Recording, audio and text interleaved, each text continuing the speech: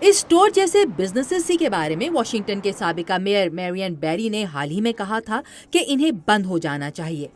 ہمیں یہاں آنے والے ان ایشینز کا کچھ کرنا ہوگا جو یہاں آ کر کاروبار کرتے ہیں، نامناسب کاروبار، انہیں جانا ہوگا۔ میئر کا بیان ایک مقامی ٹی وی اسٹیشن WRC پر نشر ہوا اور YouTube پر بھی موجود ہے، لیکن اس علاقے کی تمام دکانیں سابق میئر کی تاریخ پر پوری نہیں اترتی۔ میرین بیری کی جانب سے ایسا بیان خاصا مایوس کن تھا۔ در حقیقت وہ تو یہاں اکثر آتے تھے، میں انہیں ذاتی طور پر جانتا ہوں۔ اینڈریو شو کے مطابق ان کا خاندانی اسٹور یہاں تقریباً 27 سالوں سے ہے۔ پچھلے 16 سالوں سے وہ علاقے کے بچوں کے لیے ایک سالانہ بیک ٹو اسکول ایونٹ بھی منعقد کراتے رہے ہیں۔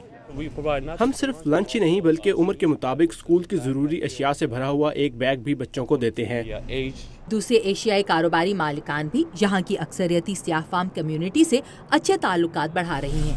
جیکی شن کہتی ہیں کہ انہوں نے یہ چکن کیری آؤٹ کا بزنس اس سال ہی شروع کیا ہے۔ پہلے یہ ایک پنجرے جیسی جگہ تھی۔ شروع میں مجھے لوگوں کی بات سمجھنے میں دقت ہوتی تھی، اس لیے میں نے بیچ کی دیوار کو ہٹوا دیا۔ ان کی امپلائی شیرن جیکسن پرانے مالک کے لیے بھی کام کرتی تھیں اور ان کے مطابق اس وقت اسٹور کی ریپوٹیشن منفی تھی۔ اب خریدار پیچھے پورا کچن دیکھ سکتے ہیں، ہمیں کام کرتے ہوئے دیکھ سکتے ہیں، اور یہ کہ ان کا کھانا تازہ اور یہ جگہ صاف ستھری ہے۔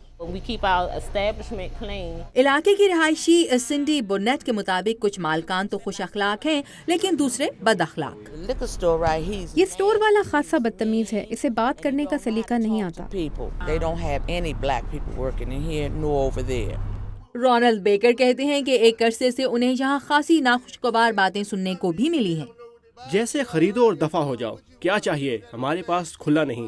آپ انہیں پیسے دیں اور وہ آپ کے اوپر انہیں واپس پھینک دیں گے بجائے آپ کے ہاتھ میں دینے کے۔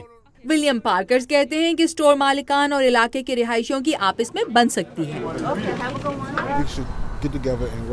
میرے خیال سے ہمیں ایک دوسرے کو زیادہ بہتر انداز میں سمجھنے کے لیے مل بیٹھنے کی ضرورت ہے۔